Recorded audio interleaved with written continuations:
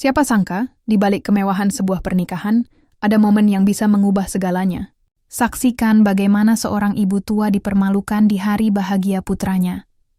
Dan bagaimana tindakan berani sang pengantin laki-laki membalikkan keadaan dan mengungkapkan kebenaran yang mengejutkan. Jangan lewatkan cerita penuh emosi ini dengan cara tekan tombol subscribe.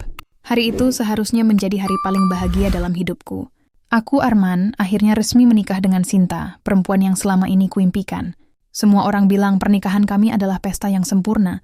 Gedung besar disulap menjadi istana, lampu kristal bergantungan, lantai dansa dipenuhi bunga putih, dan ratusan tamu undangan hadir dengan pakaian terbaik mereka. Musik lembut mengalun, kamera wartawan berkilat-kilat, semua mata tertuju pada kami. Tapi di balik semua kemewahan itu, ada sesuatu yang menggangguku sejak awal acara. Sejak pagi aku memperhatikan ibuku, Bu Ratna, yang duduk di kursi tamu bagian belakang. Ia memakai kebaya sederhana berwarna coklat muda, dengan kerudung polos yang sudah sering dipakainya ke acara keluarga. Tidak ada perhiasan berlebihan, hanya cincin emas kecil peninggalan ayahku yang dulu tak pernah dilepasnya. Sementara para tamu tampil glamor, ibuku terlihat berbeda. Aku tidak pernah mempermasalahkan itu. Bagiku justru kesederhanaannya selalu membuatku bangga. Namun aku bisa merasakan beberapa pasang mata menatapnya dengan tatapan merendahkan. Beberapa orang berbisik, bahkan tersenyum sinis sambil melirik ke arahnya. Hatiku mulai tidak tenang. Aku tahu ibuku tidak pernah suka dengan keramaian seperti ini. Beliau adalah sosok yang lebih senang hidup tenang, jauh dari sorotan. Tapi hari ini berbeda. Ia berusaha hadir dan tersenyum, meski aku bisa membaca jelas bahwa hatinya tidak nyaman. Aku sendiri terus tersenyum di hadapan tamu, menggandeng tangan Sinta, mencoba menjalankan peranku sebagai pengantin. Namun di dalam dada, ada rasa bersalah yang sulit kuabaikan. Bagaimana mungkin aku bisa berbahagia penuh jika orang yang paling berjasa dalam hidupku justru diperlakukan seperti orang asing di pesta ini? Sejak ayah meninggal, ibuku membesarkanku sendirian. Ia bekerja keras menjual kue, membuka warung kecil, dan melakukan apapun agar aku bisa sekolah. Aku ingat jelas bagaimana beliau rela tidak makan demi menyisakan uang untuk membeli buku pelajaran. Semua pengorbanannya menjadi alasan mengapa aku bisa berdiri tegak hari ini, mengenakan jas pengantin yang mahal. Namun, di pesta ini, seolah semua itu tidak ada artinya. Orang-orang hanya melihat penampilan luar. Mereka lupa bahwa di balik seorang anak yang sukses, ada seorang ibu yang berjuang sampai ke titik darah penghabisan. Sinta, istriku, sejak pagi terlihat gelisah. Ia sibuk memastikan pesta berjalan sempurna, dari makanan, dekorasi, hingga para tamu. Tapi aku memperhatikan satu hal yang membuat dadaku terasa sesak. Ia tidak pernah menghampiri ibuku. Padahal menurutku, itu adalah hal yang paling sederhana, tapi berarti besar. Aku mencoba menghibur diriku sendiri. Mungkin Sinta terlalu sibuk, mungkin ia tidak sengaja melupakan. Namun bisikan tamu yang kudengar semakin membuatku gusar. Ada seorang wanita di dekatku yang berbisik pada temannya sambil menahan tawa. Mertuanya sederhana sekali, tidak sepadan dengan kemewahan pernikahan ini. Aku pura-pura tidak mendengar, tapi kalimat itu menempel di kepalaku. Rasanya seperti jarum menusuk hati. Aku ingin menegur mereka, tapi aku tahu itu bukan tempatnya. Lalu aku melihat ibu, duduk sendirian sambil menundukkan kepala. Senyumnya tampak dipaksakan, seperti berusaha menutupi perasaan sebenarnya. Sesekali ia menoleh ke arahku, lalu tersenyum tipis, seakan berkata, "Ibu baik-baik saja." Tapi aku tahu ia sedang menahan perasaan. Aku menggenggam tangan Sinta lebih erat, berusaha menahan emosiku. Semua baik-baik saja. Aku mencoba meyakinkan diriku sendiri. Tapi kenyataannya, tidak ada yang baik-baik saja. Aku tidak ingin menodai pesta ini dengan emosi. Aku masih menahan diri, meski di dalam hati aku sudah berjanji. Jika ada satu kata lagi yang merendahkan ibuku, aku tidak akan diam. Seorang sahabatku menghampiri dan menepuk bahuku. Ia bilang aku harus tetap tenang, karena hari ini adalah hari bersejarah. Aku tersenyum tipis padanya, tapi pikiranku sudah kacau. Aku ingin berlari menghampiri ibuku, menggandeng tangannya, lalu duduk bersamanya. Tapi aku juga tahu, semua mata sedang tertuju padaku. Aku berdiri di panggung pelaminan, menerima ucapan selamat dari tamu yang datang satu persatu. Aku mengangguk, tersenyum, dan menjabat tangan mereka. Tapi di sela-sela itu, mataku tak lepas dari ibuku. Semakin lama, rasa bersalah semakin menekan dadaku. Bukankah seharusnya hari ini aku membahagiakannya? Bukankah semua jeripayahnya selama ini seharusnya terbayar dengan kebahagiaan di hari pernikahanku? Lalu mengapa justru ia yang terlihat paling sendirian di tengah keramaian? Aku menarik napas panjang. Aku berusaha menahan diri agar tidak terbawa emosi. Hari ini baru saja dimulai. Masih ada banyak rangkaian acara. Aku hanya bisa berharap semua berjalan lancar, tanpa ada kata-kata yang lebih menyakitkan untuknya. Namun jauh di dalam hati, aku tahu harapan itu rapuh. Ada perasaan buruk yang menempel sejak pagi, seolah sesuatu akan terjadi. Dan jika itu benar-benar terjadi, aku tidak akan diam lagi. Hari ini seharusnya hari kebahagiaanku. Tapi melihat ibuku diperlakukan seperti itu, aku merasa pernikahan ini sudah ternodai sejak awal. Seiring waktu berjalan, suasana pesta semakin ramai. Musik mengalun lebih cepat, tawa para tamu terdengar di setiap sudut, dan para pelayan mondar-mandir membawa makanan mewah ke meja-meja. Dari luar semua tampak sempurna. Tapi bagiku, semakin lama pesta ini berlangsung, semakin terasa berat untuk berdiri di panggung pelaminan. Aku tersenyum, menjabat tangan orang-orang yang datang memberi selamat. Namun telingaku tak bisa menutup dari suara-suara kecil di sekitar. Bisikan tamu, komentar lirih, dan cemooh halus seolah sengaja diarahkan ke telingaku. Aku kira keluarganya setara, tapi ternyata ibunya. Biasa saja, ujar seorang pria parubaya dengan nada merendahkan. Benar. Melihat gayanya, lebih pantas hadir di hajatan desa, bukan di pesta seperti ini, balas temannya sambil tertawa kecil. Aku mencoba menguatkan diri. Berpura-pura tidak mendengar, tapi sulit. Kata-kata itu seperti racun yang meresap perlahan, membuat dadaku sesak. Pandangan mataku kembali tertuju pada ibuku. Ia duduk di meja pojok sendirian. Beberapa kali ada tamu yang menghampiri, tapi hanya sekadar basa-basi. Setelah itu mereka kembali pergi dengan senyum dingin. Tak seorang pun benar-benar mau mendekat dan mengajaknya berbincang.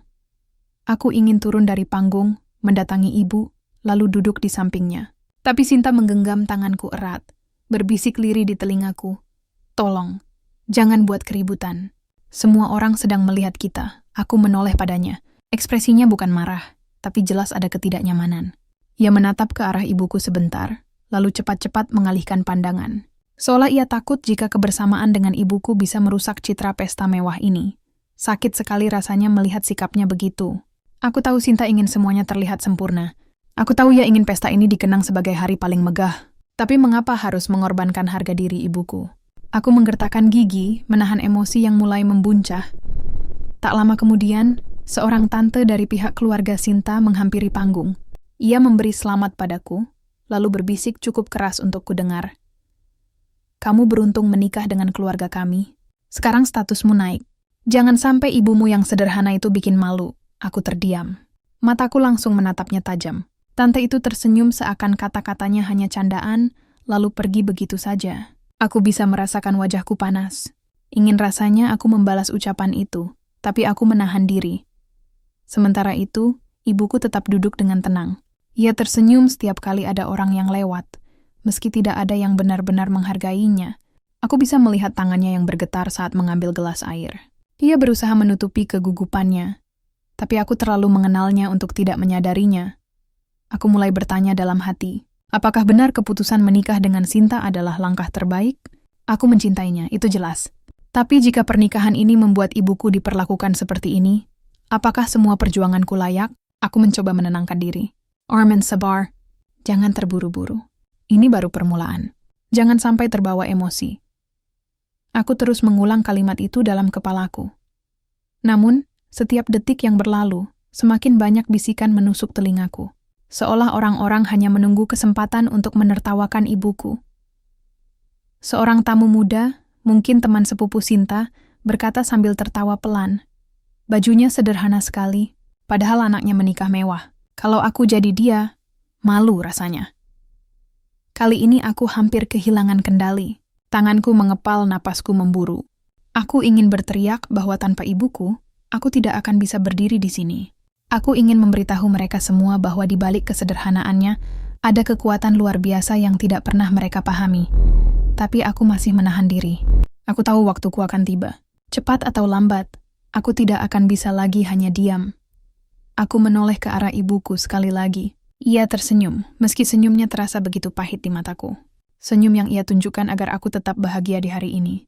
senyum yang menutupi luka dalam hatinya.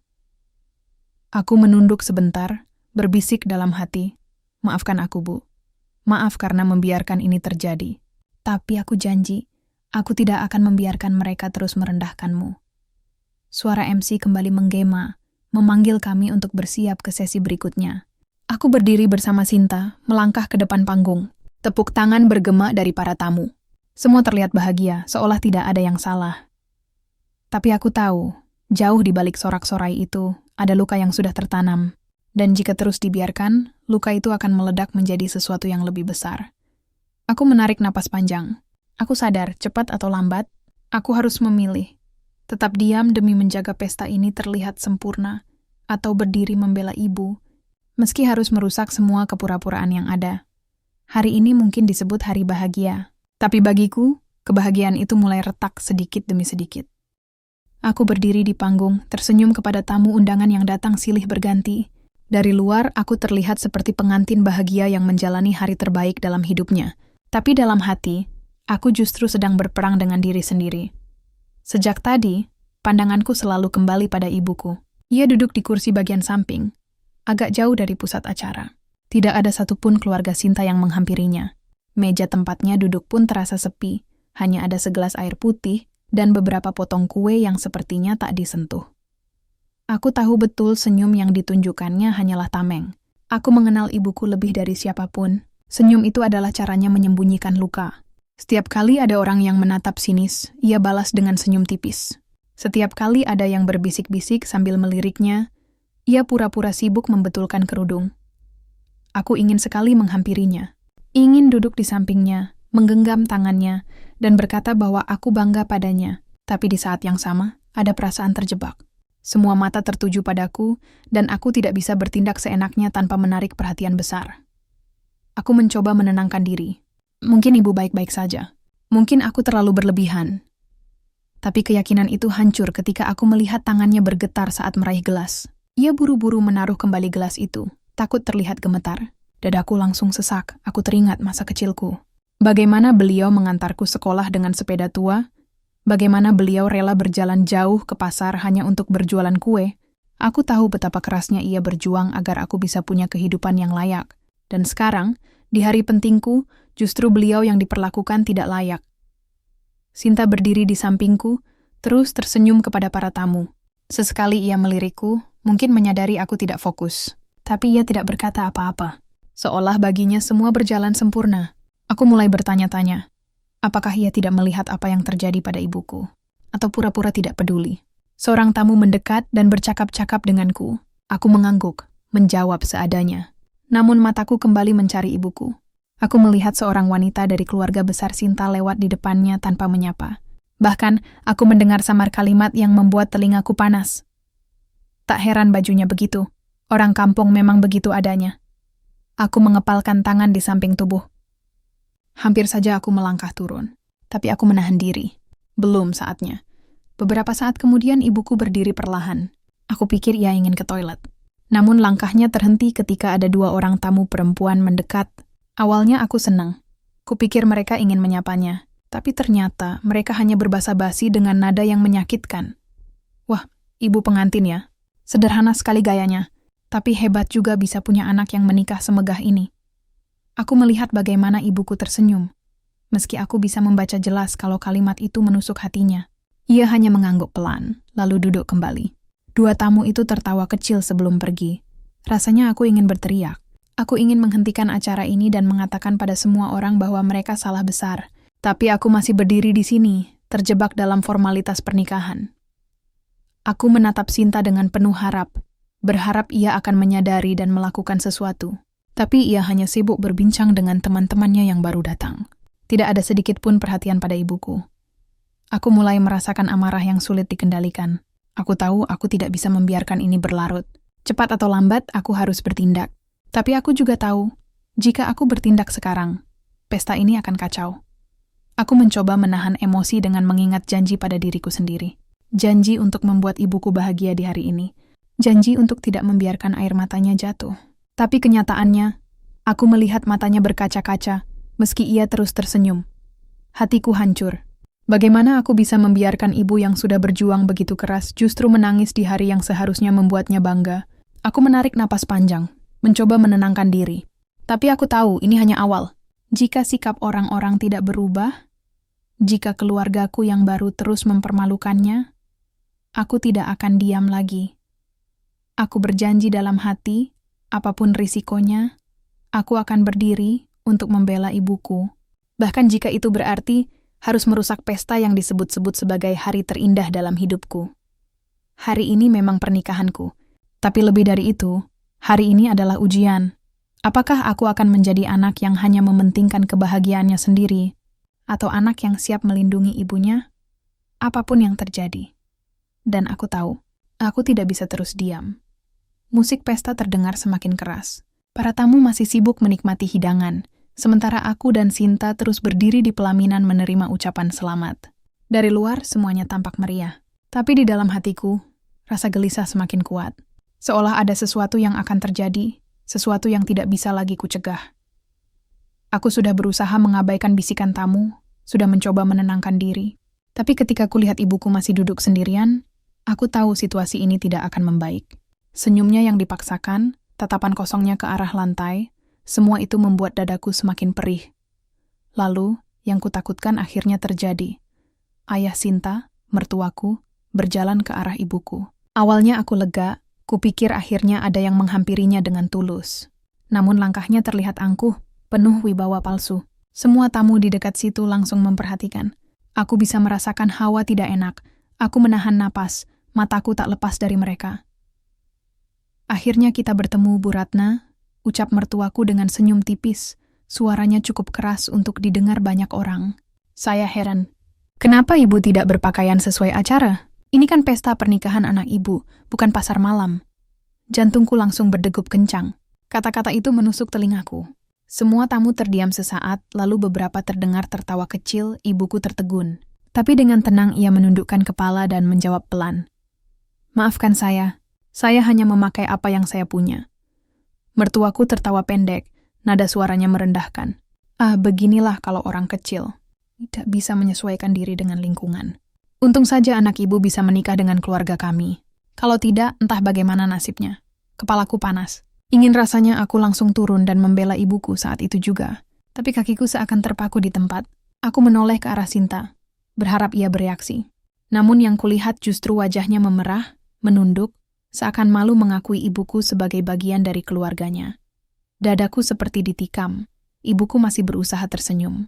Yang penting anak saya bahagia. Itu saja sudah cukup untuk saya. Namun kalimat tulus itu malah dijawab dengan cibiran. Bahagia memang penting, Bu. Tapi penampilan juga tidak kalah penting.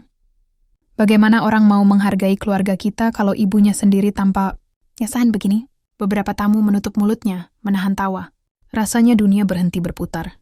Aku tidak lagi mendengar musik, tidak lagi melihat senyum tamu. Yang kulihat hanya wajah ibuku yang menunduk dalam, berusaha menahan rasa malu.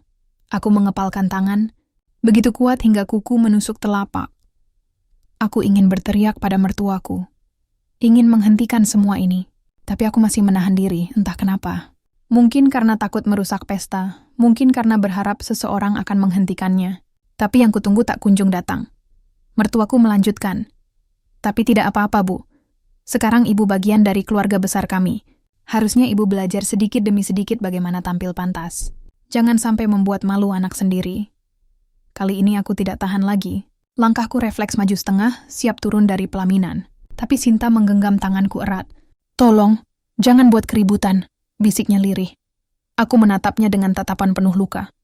Baginya, menjaga pesta lebih penting daripada membela ibuku yang sedang dihina di depan ratusan orang. Aku tidak bisa menerima itu. Aku kembali menatap ibuku. Ia masih menunduk, matanya berkaca-kaca.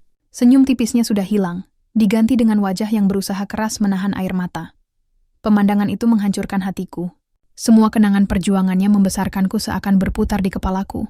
Dan sekarang, wanita yang paling berjasa dalam hidupku justru dipermalukan di hadapan orang banyak. Aku tahu, ini tidak bisa dibiarkan.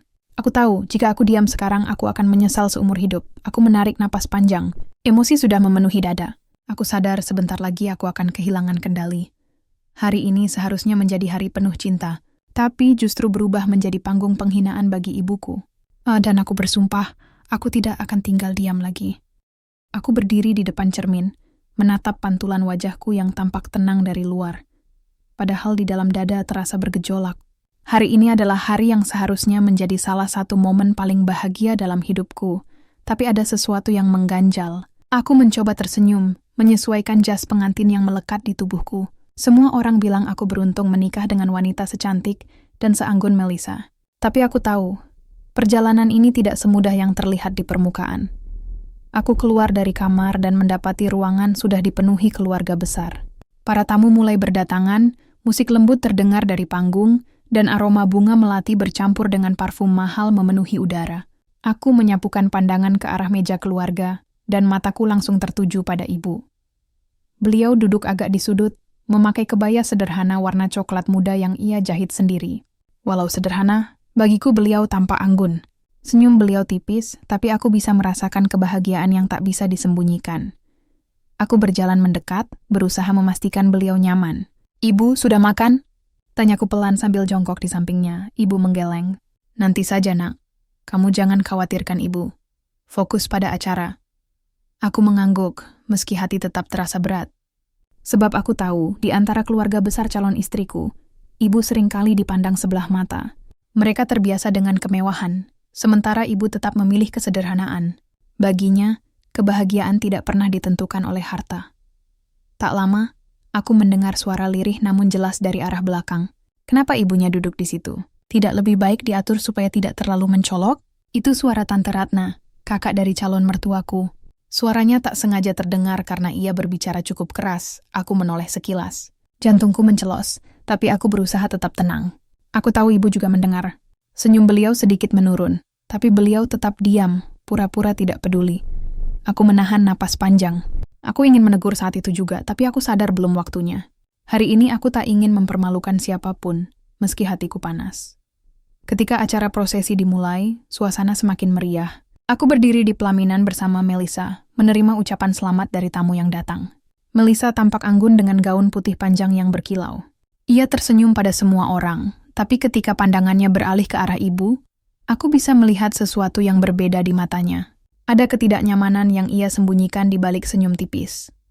"Sayang, coba lihat. Bajunya terlalu sederhana untuk acara sebesar ini," bisiknya di telingaku saat kami sempat berhadapan. Tamu bisa menilai. Aku terdiam, mencoba menahan diri. Itu pilihan ibu, biarkan saja. Melissa tak membalas, tapi aku tahu ia tidak puas dengan jawabanku.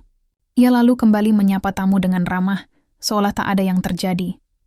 Aku kembali menatap ke arah ibu. Beliau tampak sibuk menyapa beberapa tamu yang kebetulan mengenalnya. Aku merasa lega melihat beliau masih bisa tersenyum, meski aku yakin hatinya terluka oleh bisikan-bisikan yang mungkin ia dengar. Waktu berjalan, acara terus berlanjut dengan meriah. Musik, tawa, dan percakapan bercampur menjadi satu.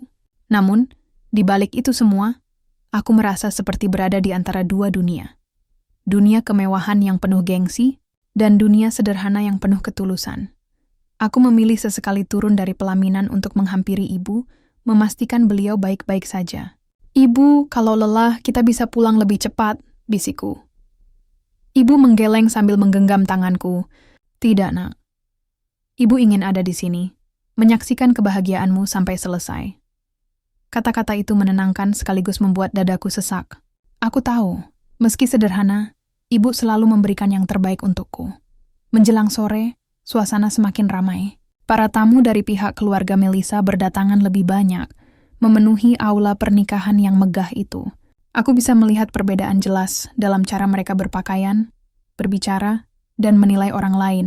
Sesekali, pandangan mereka jatuh ke arah ibu dengan tatapan meremehkan. Aku menggenggam erat tangan Melissa, mencoba menyampaikan lewat bahasa tubuh agar ia tidak lagi membuat komentar yang bisa melukai hati ibu. Namun, aku bisa merasakan bahwa ini baru permulaan. Hari itu aku belajar satu hal. Kebahagiaan sejati dalam pernikahan bukan hanya tentang pesta megah atau ucapan selamat, tapi tentang bagaimana kita menghargai orang-orang yang sudah berkorban sejak awal untuk sampai di titik ini. Dan aku tahu, ujian sesungguhnya belum dimulai. Di tengah riuhnya acara, aku berjanji dalam hati, apapun yang terjadi, Aku tidak akan membiarkan siapapun merendahkan ibu lagi. Musik pesta terus bergema, denting gelas beradu satu sama lain, dan tawa para tamu memenuhi aula megah itu. Dari luar pernikahan ini terlihat sempurna, namun di balik senyumanku di pelaminan, hatiku terasa semakin sesak. Aku tahu ada sesuatu yang sedang dipendam oleh ibu. Dari kejauhan, aku bisa melihat senyum beliau makin kaku. Saat aku hendak turun sebentar untuk menghampiri ibu, aku mendengar suara keras dari arah meja keluarga. Suara itu jelas datang dari salah satu tante Melisa. Aduh, masa di acara semewah ini ada yang berpakaian seperti itu? Tidak pantas sama sekali. Orang bisa salah sangka kalau ini pesta kampung. Beberapa tamu terdekat ikut terkekeh kecil, pura-pura menutup mulut. Aku membeku. Kepalaku berputar ke arah sumber suara, dan yang kulihat membuat dadaku terasa seperti ditusuk. Ibu duduk menunduk, tangannya meremas kain kebaya sederhana yang ia kenakan. Tatapan beliau berusaha tenang, tapi aku bisa melihat jelas guratan luka di wajahnya. Aku ingin segera berjalan ke arah sana, tapi lenganku ditahan Melisa. Jangan, ini pesta kita. Jangan bikin heboh di depan tamu, bisiknya. Aku menoleh padanya. Jangan bikin heboh, itu ibu aku yang mereka hina. Suaraku bergetar, tertahan amarah. Melisa menatapku dengan mata penuh tekanan. Sayang, aku hanya tidak mau suasana jadi rusak. Lagi pula, kalau dipikir-pikir, memang lebih baik kalau beliau tidak terlalu menonjol. Orang-orang di sini punya standar. Aku terdiam. Bukan karena setuju, tapi karena aku takut jika aku menjawab saat itu juga, kata-kataku bisa melukai siapapun yang mendengarnya. Tepat ketika aku menahan diri, suara mama mertua ibunya Melisa ikut terdengar. Ia tersenyum sambil menoleh ke arah beberapa tamu, lalu berkata dengan nada setengah bercanda. Namanya juga beda dunia. Wajar kalau gayanya lain, tapi ya, sedikit banyak bisa bikin suasana aneh. Tawa kecil terdengar lagi dari meja itu. Dan kali ini aku melihat ibu benar-benar terdiam. Air matanya hampir menetes meski cepat beliau usap dengan ujung kerudungnya. Hatiku pecah. Aku tidak bisa lagi berdiri diam di pelaminan. Pura-pura semua baik-baik saja. Aku menurunkan genggaman tangan Melisa dan melangkah turun. Suara musik dan tawa seketika seperti memudar, berganti dengan detak jantungku yang begitu kencang. Aku berdiri di samping ibu, menatap semua yang baru saja meremehkannya. Suaraku tegas meski gemetar menahan emosi. Cukup. Jangan pernah lagi ada yang bicara seperti itu tentang ibu saya. Di depan saya atau di belakang saya. Tidak ada seorang pun di ruangan ini yang berhak merendahkannya. Ruangan mendadak hening. Semua mata tertuju padaku. Beberapa tamu tampak terkejut, sebagian lagi berbisik-bisik. Ibu menyentuh lenganku, berusaha menenangkanku. Nak, jangan. Ibu tidak apa-apa, katanya lirih. Aku menoleh, menatap wajah beliau. Tidak, Bu. Ibu memang diam, tapi bukan berarti orang boleh seenaknya. Aku kembali menatap keluarga besar Melisa. Suaraku kali ini lebih keras, penuh ketegasan. Ingat baik-baik. Kalau hari ini saya bisa berdiri di sini, kalau hari ini kalian semua bisa menyaksikan pesta semegah ini, itu semua berkat wanita ini. Ibu saya. Beliau bukan siapa-siapa di mata kalian, tapi beliau adalah segalanya bagi saya. Suasana menjadi semakin tegang. Melisa berdiri kaku di pelaminan, wajahnya pucat. Sementara mama mertua tampak salah tingkah. Tak menyangka aku berani bicara seperti itu di depan semua orang. Beberapa tamu mulai bergumam, sebagian mengangguk kecil, seolah setuju dengan kata-kataku. Namun sebagian lagi menatapku dengan wajah tak percaya, seakan aku baru saja merusak pesta yang sempurna. Aku tidak peduli. Di kepalaku hanya ada satu hal. Tidak ada yang boleh mempermalukan ibu, bahkan jika itu berarti aku harus melawan istri dan mertuaku sendiri. Aku duduk di samping ibu, menggenggam tangannya erat. Mulai sekarang, siapapun yang ingin bicara buruk tentang ibu, hadapi aku dulu. Untuk pertama kalinya sejak pesta dimulai, aku melihat ibu tersenyum tulus. Senyum yang penuh rasa terharu, meski matanya masih basah. Dan di momen itu, aku sadar, konflik besar baru saja dimulai. Karena setelah ucapanku tadi, aku tahu, malam ini tidak akan berakhir dengan damai begitu saja. Aku tahu tindakanku barusan membuat suasana berubah drastis.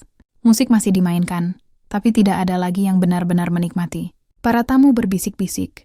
Sebagian melirik ke arahku dengan tatapan penasaran. Sebagian lagi ke arah ibu yang duduk di sampingku. Melisa tetap berdiri di pelaminan, wajahnya kaku. Aku bisa membaca jelas rasa marah dan kecewa di matanya. Saat aku kembali ke pelaminan, dia langsung menyambutku dengan bisikan tajam. Kamu sadar nggak? Apa yang baru saja kamu lakukan? Kamu mempermalukan aku, keluarga aku, di depan semua tamu. Aku menatapnya lurus. Yang mempermalukan keluarga ini bukan aku, Melissa. Tapi orang-orang yang berani menghina ibu. Ia mendengus, menahan amarah. Seharusnya kamu bisa tahan. Itu cuma omongan kecil. Kenapa harus dibesar-besarkan? Aku menarik napas dalam-dalam, menahan gejolak di dadaku. Omongan kecil? Bagimu mungkin begitu. Tapi bagiku, itu sama saja menusuk jantung ibu dengan pisau. Kamu tahu seberapa besar luka yang bisa ditinggalkan dari kata-kata seperti itu. Melissa terdiam sebentar, lalu mengalihkan pandangannya ke arah mama mertua, yang sudah mendekat dengan wajah tak kalah tegang. Nak, kamu harus tahu diri, ucap mama mertua dengan nada dingin. Hari ini adalah hari penting. Tamu-tamu terhormat datang. Kalau kamu mau membela ibumu, lakukan dengan cara yang elegan, bukan dengan membuat keributan. Aku menoleh, menatapnya tajam. Elegan menurut mama adalah diam ketika ibu dipermalukan. Elegan menurut mama adalah membiarkan orang menertawakan yang melahirkan dan membesarkan saya seorang diri. Kalau itu elegan, saya tidak butuh. Beberapa tamu yang mendengar langsung menunduk, pura-pura sibuk dengan piring atau gelas di tangan mereka. Suasana semakin panas. Ibu berdiri perlahan, berusaha menenangkan semua. Sudah nak, jangan diperpanjang. Ibu tidak apa-apa, biarkan saja. Suaranya lembut, tapi aku tahu hatinya hancur. Aku menoleh ke arah ibu. Tidak, Bu. Cukup sudah ibu menelan semua hinaan sendirian. Hari ini aku tidak akan biarkan lagi. Melissa terlihat semakin kesal. Kalau begini terus, kita yang jadi bahan omongan, sayang. Aku nggak sanggup menanggung malu ini. Aku menatapnya, kali ini dengan sorot yang dingin. Kamu malu karena aku membela ibu? Kalau begitu, mungkin kamu tidak pernah benar-benar mengenal aku. Aku tidak pernah minta pesta megah ini. Aku tidak pernah minta semua gemerlap ini. Yang aku inginkan hanya sederhana. Istriku bisa menghormati ibuku. Suasana benar-benar pecah. Beberapa tamu memilih mundur dari aula, takut terjebak dalam pertengkaran keluarga. Para kerabat Melissa saling melirik, bingung harus memihak siapa. Mama mertua akhirnya bersuara lebih keras. Kalau kamu begini caranya, kamu menghancurkan hubungan yang baru saja dibangun. Kamu harus minta maaf sekarang juga kepada keluarga besar kami. Aku terdiam sejenak, lalu aku menggeleng pelan. Tidak. Justru kalian yang harus minta maaf kepada ibu saya. Semua orang terpaku. Hening. Hanya suara musik yang tetap mengalun, tapi kini terdengar hambar. Aku menggenggam tangan ibu, menariknya sedikit ke depan. Kalian semua harus tahu. Selama ini kalian melihat beliau dengan kacamata sempit, menganggap beliau hanya wanita tua sederhana yang tak layak duduk di antara kalian. Padahal kalian tidak tahu siapa sebenarnya ibu saya. Bisik-bisik semakin ramai. Beberapa tamu mulai mendekat, penasaran. Aku menatap mereka satu persatu, lalu menghela napas panjang. Hari ini, di hadapan kalian semua, aku ingin katakan, wanita yang kalian hina ini bukan hanya seorang ibu biasa. Beliau adalah sosok yang sudah bertahun-tahun diam-diam menopang banyak orang. Perusahaan yang kalian kenal, yang diam-diam sering membantu keluarga kalian, adalah milik beliau. Suara kaget terdengar di berbagai sudut ruangan. Ada yang terbelalak, ada yang menutup mulut tak percaya, bahkan ada yang langsung menoleh ke arah mama mertua. Aku melanjutkan dengan suara bergetar, tapi penuh keyakinan. Benar, ibu saya adalah pemilik perusahaan besar yang bergerak di banyak bidang. Selama ini beliau memilih hidup sederhana, jauh dari sorotan. Tapi apa balasan yang beliau dapat? Hinaan, ejekan, dan sikap meremehkan, padahal kalian semua tanpa sadar pernah menikmati hasil kerja keras beliau. Semua terdiam. Ruangan yang tadi riuh mendadak hening seperti kuburan.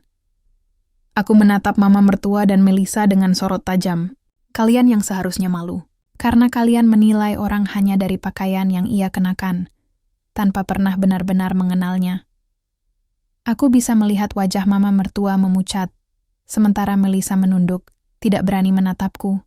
Tamu-tamu mulai berbisik lagi, kali ini dengan nada berbeda. Ada yang memandang kagum ke arah ibu. Ada yang tampak menyesal. Ada pula yang gelisah karena merasa sudah salah menilai. Ibu hanya berdiri diam di sampingku, menatapku dengan mata berkaca-kaca. Aku tahu beliau tidak pernah ingin hal ini diumumkan. Tapi aku juga tahu, saat itu aku tidak punya pilihan lain. Harga diri beliau harus ditegakkan.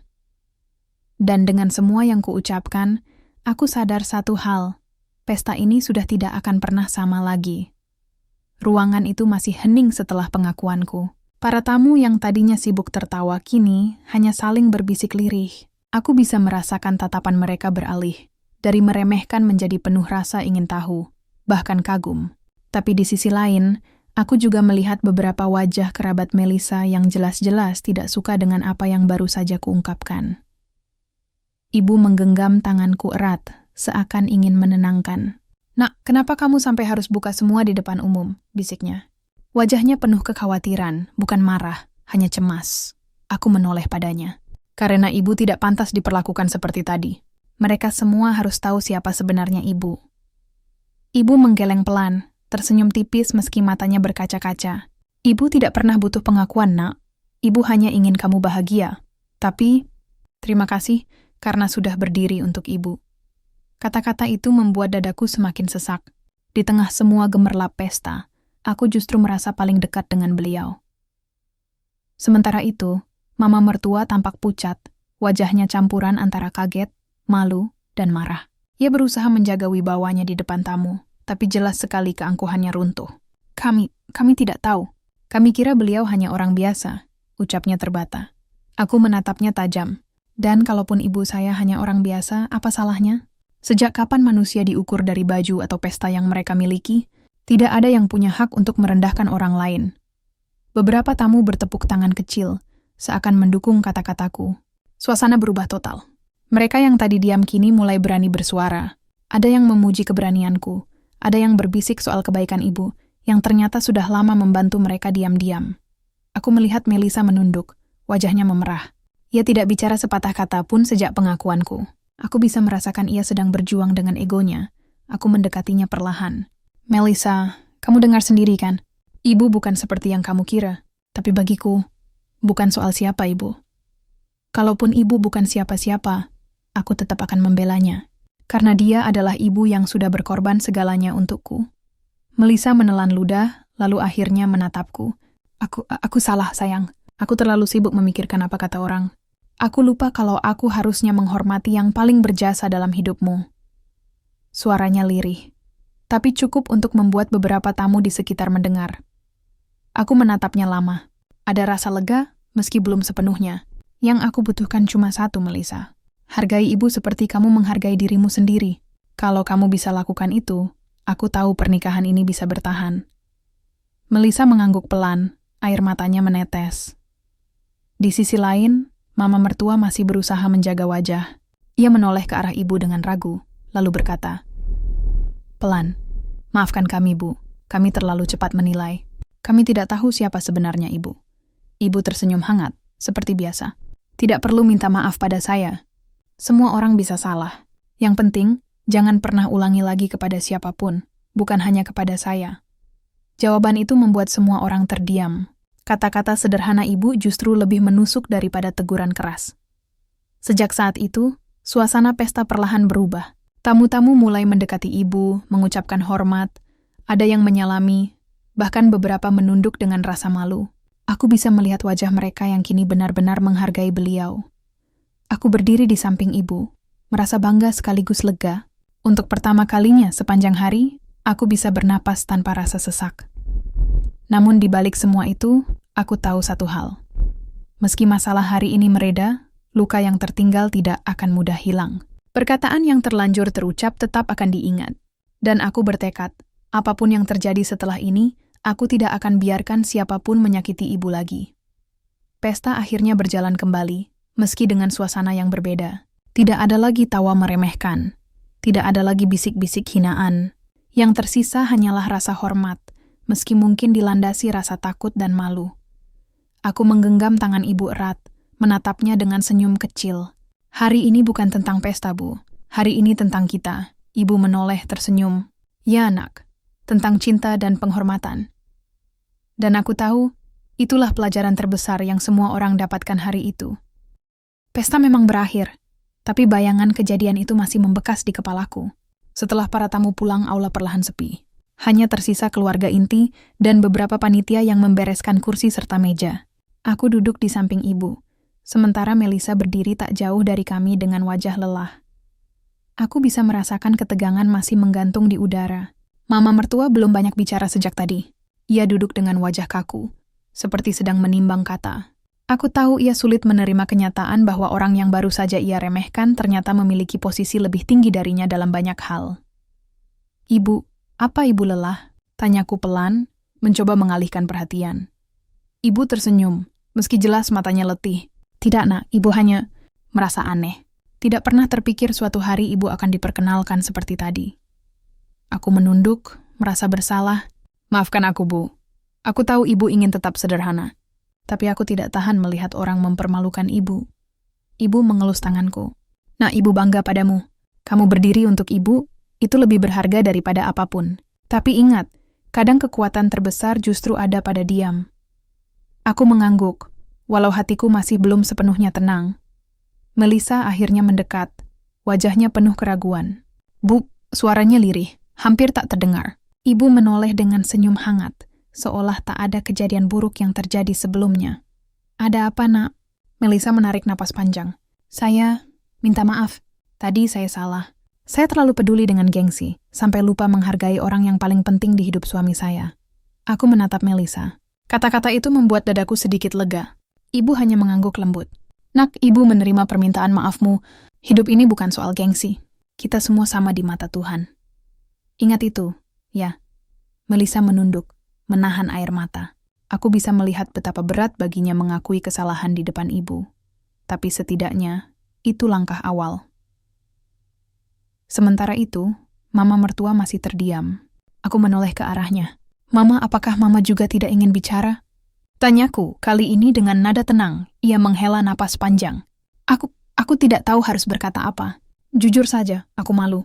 Selama ini aku merasa keluargaku paling terhormat. Tapi ternyata, kami yang salah menilai. Ibu tersenyum lagi. Bu, saya tidak pernah marah. Saya hanya ingin anak-anak kita bahagia.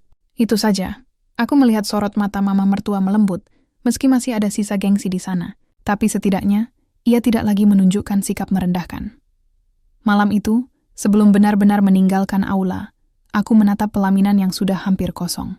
Semua dekorasi indah, bunga segar, dan lampu gantung yang berkilau terasa hambar dibandingkan pelajaran yang kudapat. Pernikahan ini seharusnya tentang cinta antara aku dan Melissa, tapi ternyata Tuhan ingin memberikan sesuatu yang lebih besar. Sebuah pengingat bahwa cinta tanpa penghormatan pada keluarga hanyalah hiasan kosong. Ketika kami berjalan keluar bersama-sama, aku menggandeng tangan ibu dengan lebih erat dari biasanya. Aku juga meraih tangan Melissa, menuntunnya berjalan di sisi lain. Orang-orang mungkin melihat kami bertiga dengan pandangan aneh, tapi aku tidak peduli. Malam itu, aku merasa seperti baru saja melewati ujian besar, dan aku tahu ujian berikutnya akan lebih berat. Bagaimana menjaga pernikahan ini tetap utuh? Dengan dua keluarga yang berbeda dunia, berbeda kebiasaan, tapi harus bersatu. Aku melirik ibu yang tersenyum hangat meski lelah, lalu menatap Melissa yang masih tampak bimbang, tapi mencoba menyesuaikan diri. Dalam hati, aku berbisik, selama aku berdiri di antara mereka, aku akan pastikan tidak ada yang terluka lagi. Aku duduk sendirian di ruang tamu rumah tua ini. Lampu temaram membuat bayangan kursi panjang di dinding seolah bergerak, mengikuti pikiranku yang tak pernah berhenti. Flash disk putih itu kini tergeletak di meja, masih berisi file-file rahasia yang baru sebagian aku buka. Semakin jauh aku menelusuri, semakin aku sadar, ada sesuatu yang lebih besar dari sekadar pembunuhan atau konspirasi. Suara langkah kaki membuatku menoleh cepat, tapi tak ada siapa-siapa. Jantungku berdetak keras, seakan tubuhku sudah terbiasa dengan ancaman yang datang tanpa peringatan. Dalam bayanganku, aku bisa merasakan tatapan orang yang terus mengawasi, entah dari balik jendela atau dari jauh dengan teropong. Malam itu, aku memutuskan satu hal penting. Aku tidak bisa lagi hanya bersembunyi. Jika terus begini, cepat atau lambat aku akan dihancurkan. Aku menyalakan laptop, membuka folder terakhir yang sempat aku abaikan. Folder itu bernama Clean Operation. Di dalamnya ada daftar nama. Bukan hanya pejabat atau pengusaha, tetapi juga orang biasa, termasuk nama-nama yang aku kenal. Dosenku, seorang jurnalis di kampus, bahkan tetanggaku sendiri. Tanganku gemetar. Apa maksudnya? Apakah mereka semua terlibat? Atau justru target yang harus dihabisi? Di tengah kebingunganku, sebuah pesan baru masuk ke email anonimku. Pengirimnya sama, tanpa identitas, hanya menuliskan. Jika kau membaca daftar itu, maka waktumu tidak banyak. Mereka sudah tahu. Tinggalkan kota ini sebelum fajar. Jika tidak, kau takkan sempat menyelesaikan ceritamu. Pesan itu membuat tengkukku merinding. Aku melirik jam dinding. Pukul 17 dini hari. Fajar hanya tinggal beberapa jam lagi. Aku berdiri, mengambil ransel, menyelipkan flash disk ke dalam saku terdalam. Saat melangkah keluar rumah, udara malam terasa menusuk, dingin, dan penuh tanda tanya. Jalanan sepi, tapi perasaanku berkata lain. Aku tidak sendirian. Dari kejauhan aku melihat 2 mobil hitam terparkir di tikungan. Lampunya mati, tapi aku tahu mereka menunggu. Aku menarik napas dalam-dalam. Dalam hati, aku berjanji. Apapun yang terjadi, aku akan terus maju. Kebenaran ini tidak boleh mati bersamaku. Dan disitulah bab ini berakhir, di persimpangan jalan antara bertahan hidup atau lenyap tanpa jejak, dengan bayangan konspirasi yang semakin membesar di hadapanku.